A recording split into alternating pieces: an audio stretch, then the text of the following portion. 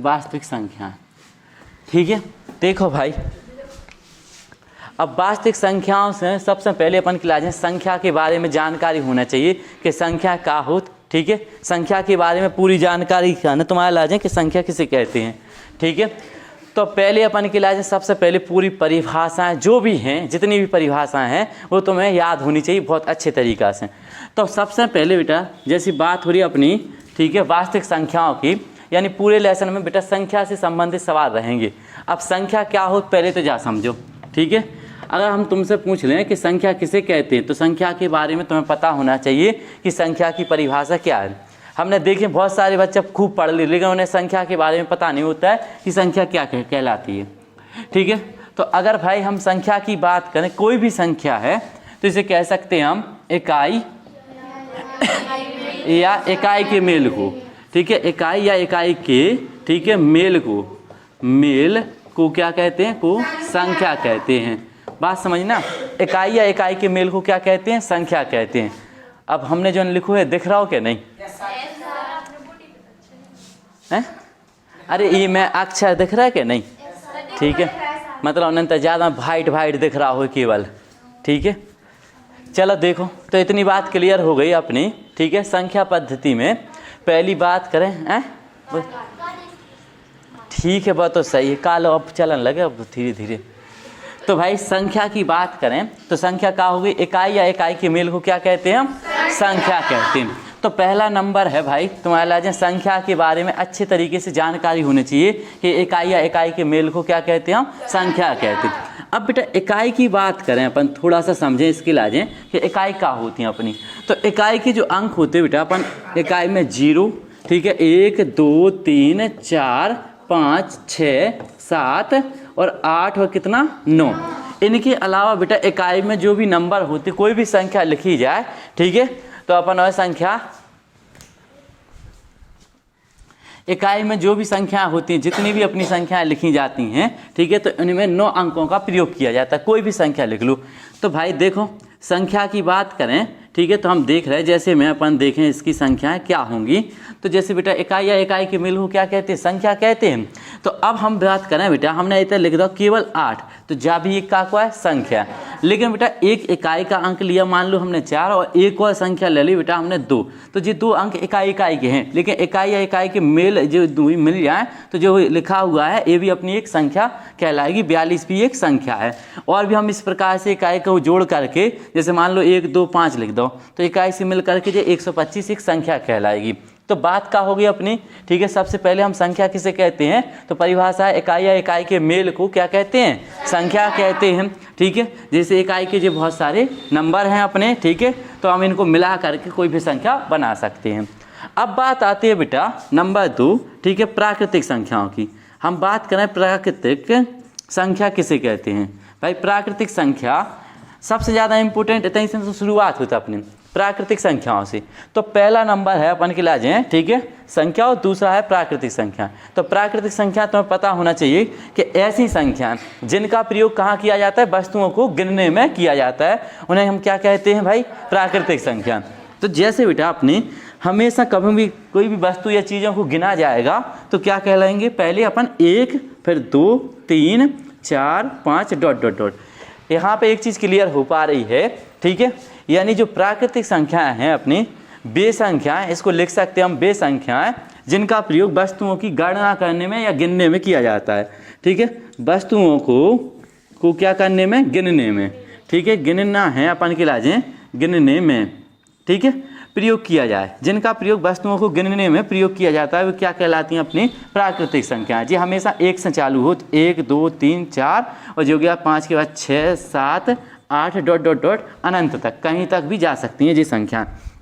ठीक है, इसके बाद बेटा, इसके बाद आती हैं 3 नंबर पे अपनी पूर्ण संख्या।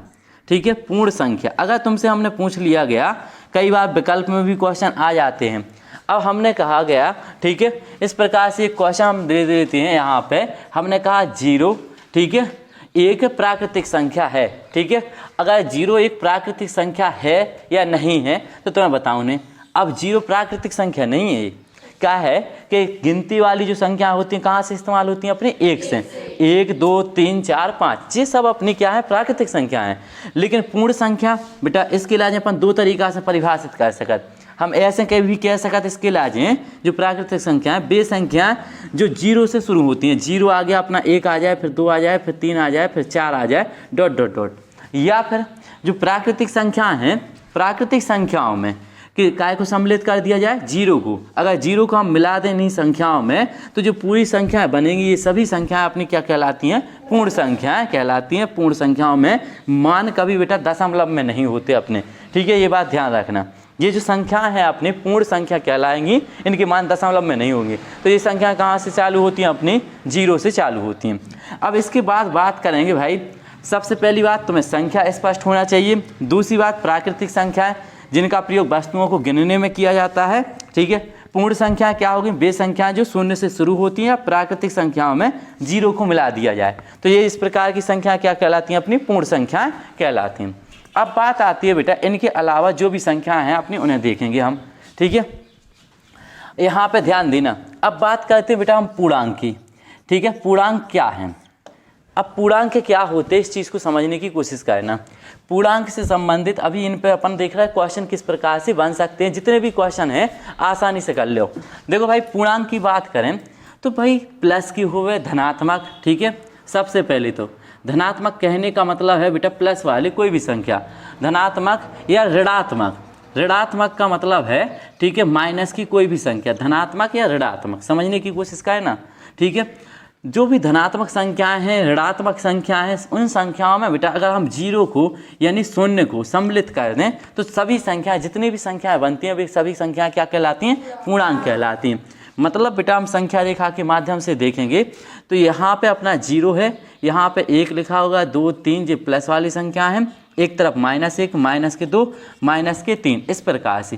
तो ये कौन सी संख्या है, अपनी धनात्मक संख्याएं हैं, ठीक है। इस प्रकार से हम कह सकते हैं ये कौन सी संख्या है, अपनी ऋणात्मक संख्या है, माइनस वाली, ठीक है। तो ये कहलाती है, अपने इनमें संख्याओं को हम क्या कहते हैं, शून्य भी है इसके साथ में, तो ये सभी संख्याएं मिलकर के क्या कहलाती हैं, अपनी पूर्णांक कहलाती हैं। तो पूर्णांक समझने की कोशिश करें ना, ठीक है। धनात्मक ऋणात्मक संख्याओं में 0 को सम्मिलित कर दिया जाए तो जितनी भी संख्याएं बनेंगी सभी संख्याएं क्या कहलाती हैं, अपनी पूर्णांक कहलाती हैं।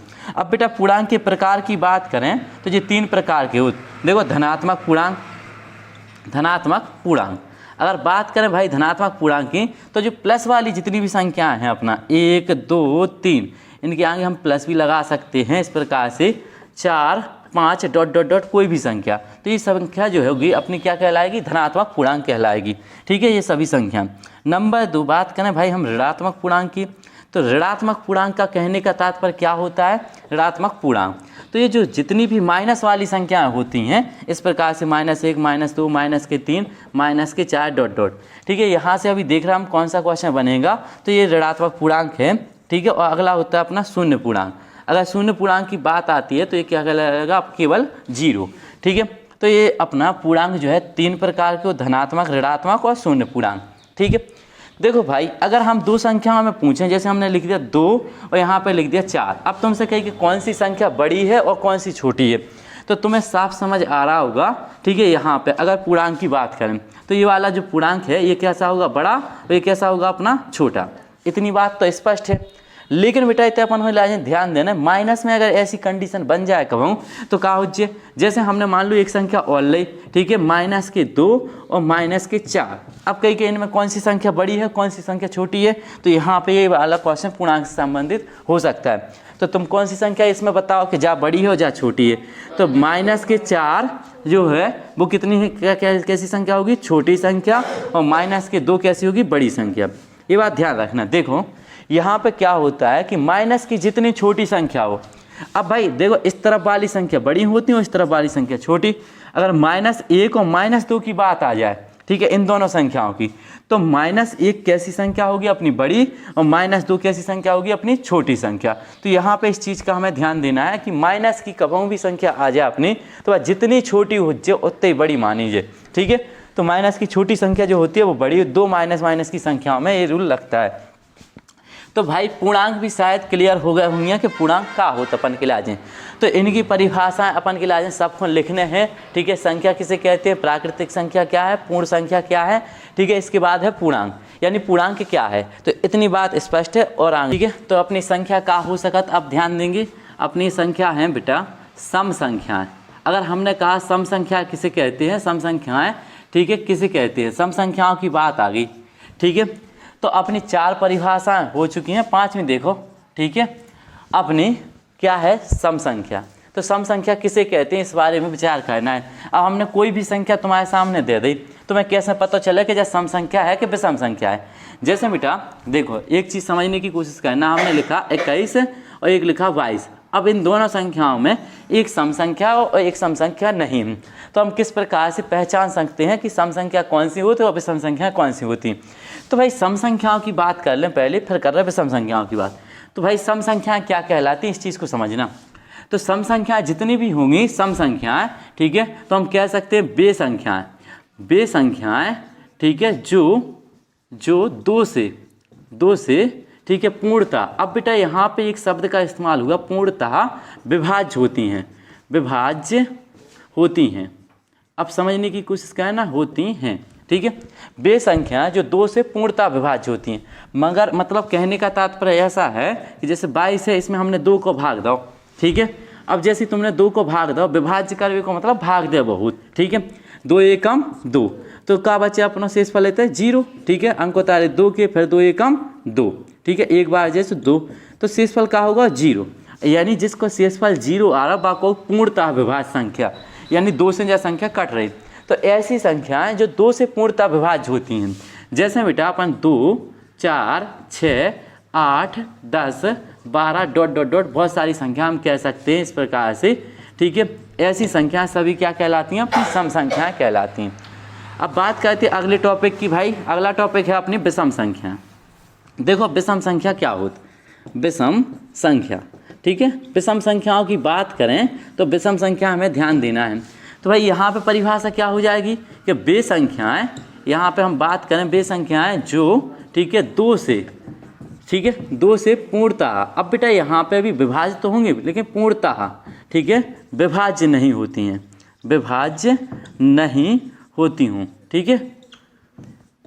अब बेटा ऐसी संख्याएं जो 2 से पूर्णतः विभाज्य नहीं होती हैं, हम यहाँ पे एक संख्या की बात कर लेते हैं। जैसे मान लो 21 है, ठीक है, इसमें हमने 2 से भाग दिया, तो इसमें भाग तो जा रहा है, देखो 2 एकम 2, ठीक है। अंक उतारे अपन ने 1 के। अब यहाँ पे शेष बच रहा है, ध्यान देना, ठीक है, यहाँ पे अपना शेष बच रहा है, समझने की कोशिश करेंगे, ठीक है। तो जब भी शेष बचे इस कंडीशन में ये पूर्णतः विभाज्य नहीं है, यानी विभाज्य तो है, भाग तो जा रहा हो लेकिन पूर्णतः विभाज्य नहीं है।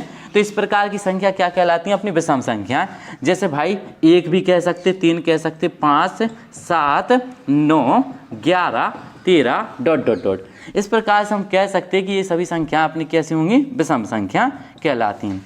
तो परिभाषा और उदाहरण शायद 2 ही बातें अपन के लिए स्पष्ट हो गई हैं कि सम संख्याएं क्या होती और विषम संख्याएं क्या होती, ठीक है। अब इसके बाद बेटा अगला टॉपिक है अपना, ध्यान देना, ठीक है, भाज्य संख्याएं, ठीक है, भाज्य संख्याएं कि भाज्य संख्या की एकत और अभाज्य संख्याएं की एकत, ठीक है, अभाज्य संख्या। ध्यान देना, भाज्य संख्याओं की बात करें और अभाज्य संख्याओं की बात करें, इन दोनों संख्याओं से क्वेश्चन पूछे जाते हैं, ठीक है। और यहाँ पे एक टॉपिक और आएगा अपना सह अभाज्य, ठीक है। तो भाई भाज्य संख्याएं क्या होंगी और अभाज्य संख्याएं क्या होंगी, इस चीज़ को समझना है अपन की लाजिम। तो भाई भाज्य संख्याएं क्या कहलाती हैं, कोई परिभाषा बताएगा, और अभाज्य संख्या क्या कहलाती है। इतनी सारी संख्याएं हैं अपने पास पूरी गिनती में, ठीक है, उनमें से अपन हो भाज्य समझने और अभाज्य समझने। तो भाज्य संख्याएं क्या होती हैं और अभाज्य संख्याएं क्या होती, पहले हम बात कर लें अभाज्य संख्याओं की कि अभाज्य संख्याएं क्या कहलाती हैं।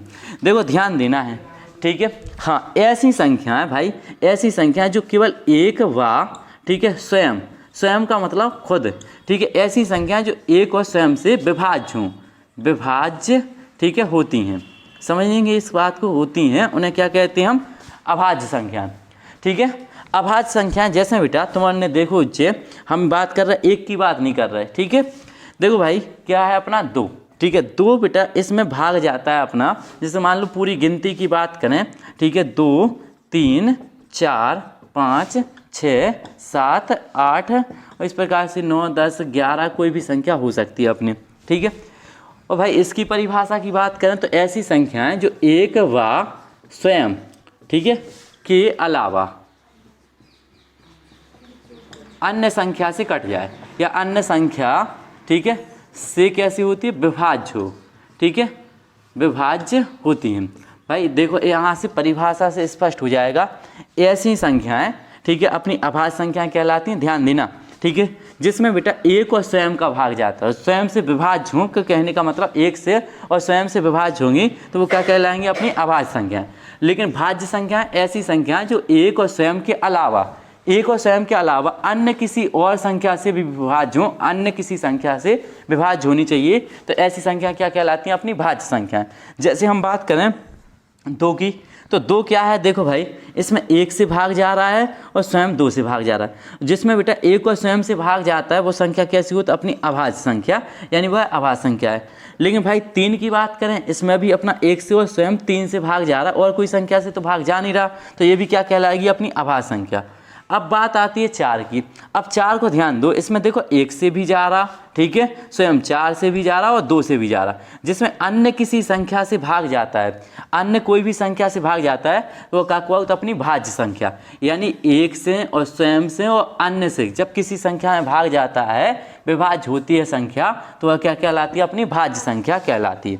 लेकिन 5 की बात करें, 5 में कितने से भाग जा रहा है, 1 और 5 से, तो 5 कैसी है, अभाज्य संख्या। हम बात करें 6 की, तो इसमें 1 से भाग जा रहा है, 2 से, 3 से, 4 और इसके बाद 6 से, तो जा संख्या का हो जाए अपनी भाज्य संख्या। इस प्रकार से भाई हम 7 की बात करें, 7 कैसी संख्या, केवल 1 से कटत और 7 से कटत, तो जा का है अभाज्य संख्या। 8 की बात करें तो जा का है अपनी भाज्य संख्या। 9 की बात करें तो जा भी क्या है, अपनी भाज्य संख्या। 10 की बात करें तो जा भी क्या है, अपनी भाज्य संख्या। लेकिन 11 कैसा है, अपना अभाज्य। तो यहाँ पे बात स्पष्ट हो गई, ऐसी संख्याएं, ठीक है, जो एक और स्वयं के अलावा किसी भी संख्या से कट जाएं तो कहलाती हैं अपनी भाज्य संख्याएं, और ऐसी संख्याएं जो एक और स्वयं से ही विभाज्य हो, केवल 1 से और स्वयं से कटती हैं, वो क्या कहलाती हैं, अपनी अभाज्य संख्याएं। तो भाई ये 7वें नंबर पर और 8वें नंबर पर अपन की लाजें क्लियर हैं कि भाज्य और अभाज्य का हो। तो तुम्हारे लाजें बात क्लियर हो पा रही कि नहीं। यहाँ पे एक टॉपिक और है इम्पोर्टेंट, सह अभाज्य संख्याएं, तो हम उसको भी समझें, ठीक है। तो इतने तक बात समझ में आ गई हुई तुम्हारे लाजें, ठीक, अच्छी बात। देखो भाई आगे चल रहे अपन, लिखना तो नहीं है, हेडिंग तो लिख लो हो तो लिख भी सका तुम्हारे, सह अभाज्य संख्याएं। सह अभाज्य पूर्णांक भी कह सकते हैं, संख्याएं भी कह सकते हैं, संख्याएं, ठीक है। तो भाई ये इंपॉर्टेंट टॉपिक है अपना, सह अभाज्य पूर्णांक किसे कहते हैं, ठीक है। तो भाई जब भी तुम 10th में पढ़े हो, ठीक है, तो तुम्हारे लाजें इसकी बहुत ज़्यादा आवश्यकता पड़े कि सह अभाज्य पूर्णांक का होता। ध्यान देना, कल सबसे परिभाषा सुनी जी, ठीक है। तो सह अभाज्य पूर्णांक की बात करें तो जो का होता, पहले इस बात को समझो। देखो भाई ऐसी दो संख्याएं, इसके लिए हम कैसे परिभाषित कर सकते हैं, ऐसी दो संख्याएं, ठीक है, जिनके गुणनखंड, देखो ध्यान देना, ऐसी दो संख्याएं, यहाँ पर दो संख्याओं की बात हो रही है, ठीक है। ऐसी दो संख्याएं, दो संख्याएं होनी चाहिए, ऐसी दो संख्याएं जिनकी, ठीक है, जिनकी उभयनिष्ठ, ठीक है, गुणनखंड नहीं होते हैं, ठीक है। वे संख्याएं क्या कहलाती हैं, वे संख्याएं, ठीक है, सह अभाज्य, ठीक है, पूर्णांक या संख्याएं कहलाती हैं, पूर्णांक, ठीक है, कहलाती हैं। अब बेटा इस बात को समझो, देखो जो इम्पोर्टेंट टॉपिक है कि सह अभाज्य संख्याएं का होता अपनी, इस चीज़ को समझना है बहुत अच्छी तरीके से। तो ऐसी दो संख्याएं, हमेशा दो संख्याओं के बीच की बात होगी, ऐसी दो संख्याएं, ठीक है, जिनके उभयनिष्ठ गुणनखंड नहीं होते। भाई जैसे हमने एक संख्या ली अपनी 8, ध्यान देना, तो इसके गुणनखंड की बात करें तो 8 के गुणनखंड कितने बन सकते, 2 गुणा 2 गुणा 2 बन सकते कि नहीं।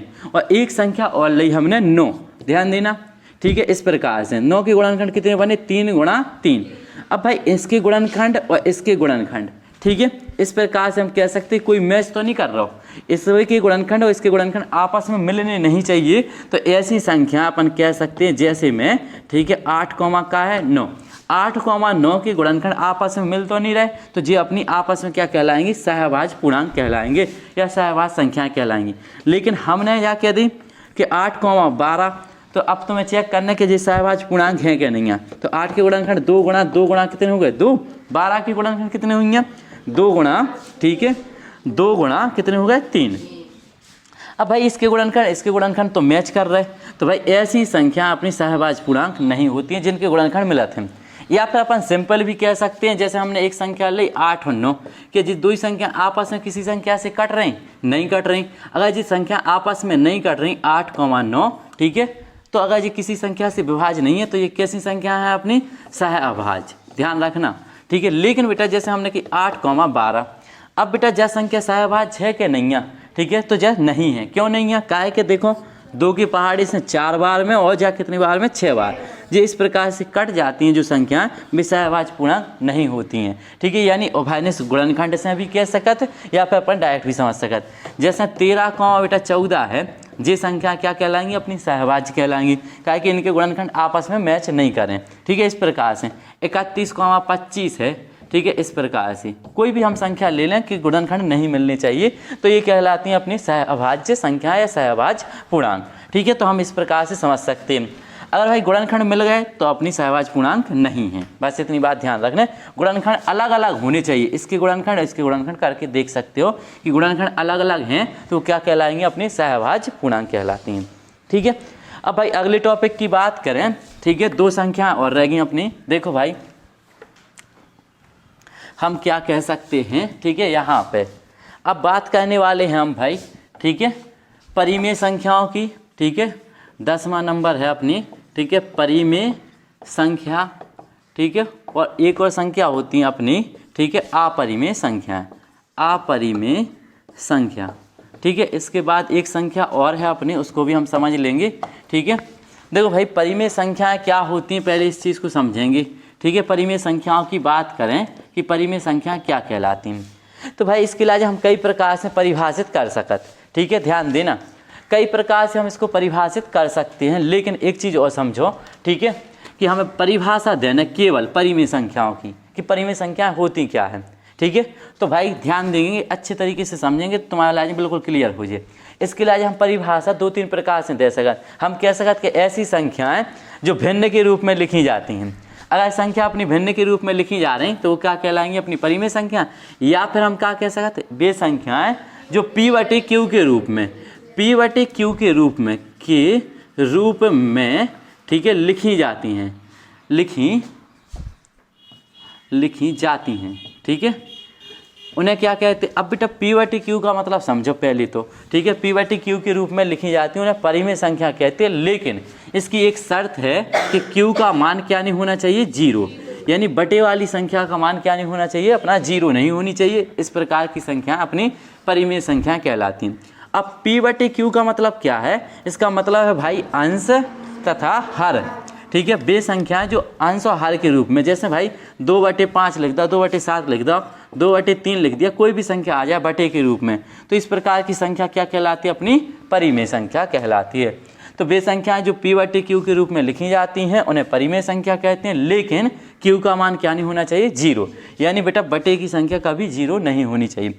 और अपरिमेय संख्या हम किस प्रकार से समझ सकते हैं, वे संख्याएं बेटा, ठीक है, वे संख्याएं जो P/Q के रूप में नहीं लिखी जाती, रूप में, ठीक है, नहीं लिखी जाती, ठीक है, हैं। अब भाई जो P/Q के रूप में नहीं लिखी जाती हैं उन्हें क्या कहते हैं, हम अपरिमेय संख्या कहते हैं, ठीक है। इस प्रकार से जो P/Q के रूप में नहीं लिखी जाए, जैसे अंडर वाली संख्या √2 कह दें, √3 कह दें, √4 नहीं कह सकते क्योंकि 4 का मान कितना हो जाता है 2, तो हम 4 नहीं कहेंगे। अंडर कितना कह सकते, 6, ठीक है, √7, कोई भी संख्या आ जाए अंडर वाली संख्या, इस प्रकार की संख्या सभी क्या होती हैं अपनी अपरिमेय संख्या। या फिर बेटा अपन देखते हैं कि पाई है, ठीक है, पाई भी क्या कहलाता है अपना अपरिमेय संख्या में आता है। लेकिन पाई का मान 22/7 परिमेय संख्या होता है। अब एक टॉपिक और है अपना, ठीक है, इसके बाद होती है वास्तविक संख्या, ठीक है, वास्तविक संख्या जो कि अपने लेसन का नाम है, ठीक है। अध्याय फर्स्ट क्या है अपना, वास्तविक संख्या। तो अब वास्तविक संख्या भी समझ लो भाई, कोई भी संख्या हो, ठीक है, चाहे परिमेय संख्या हो, परिमेय संख्या ठीक है, चाहे अपरिमेय संख्या, कॉमा अपरिमेय, ठीक है, संख्या, अपरिमेय संख्या। देखो भाई, परिमेय संख्या हो या अपरिमेय संख्या हो, ठीक है, परिमेय संख्या या अपरिमेय संख्या, कैसे भी संख्या आ जाए तो सभी संख्या क्या कहलाती हैं? सभी संख्याएं, जितनी भी संख्या हैं सभी वास्तविक संख्या कहलाती हैं, वास्तविक संख्या कहलाती हैं। बात क्लियर? यहाँ पे केवल ऐसी परिभाषा देना है कि परिमेय संख्या तथा अपरिमेय संख्याओं को ही हम क्या कहते हैं? वास्तविक संख्या कहते हैं। तो अपनी ऑल टोटल जितनी भी परिभाषाएं हैं शायद थोड़ी बहुत तुम्हें जानकारी हो गई हुई है कि कौन सी परिभाषा कहलाती है काकत, ठीक है। तो भाई परिमेय अपरिमेय ये सब अपने इंपॉर्टेंट चीज़ें हैं, जैसे अपन एक्सरसाइज समझें तो तुम्हें और अच्छी तरीक़ा से समझ में आए, ठीक है, कि काय को इस्तेमाल कितने होने। तो ये परिभाषा है तुम्हें पूरी की पूरी लिखने हैं, अच्छी तरीक़ा से याद होनी चाहिए कि सम संख्या का हो, विषम संख्या का हो, परिमेय अपरिमेय का हो, ठीक है, भाज्य अभाज्य का हो, और सहभाज्य हम सबसे पूछें, ठीक है, कि सहभाज्य संख्या क्या कहलाती हैं, ठीक है। तो भाई हेडिंग लिख लो, कल सबकी लाइन परिभाषाएं लिख के ले आने, ठीक है।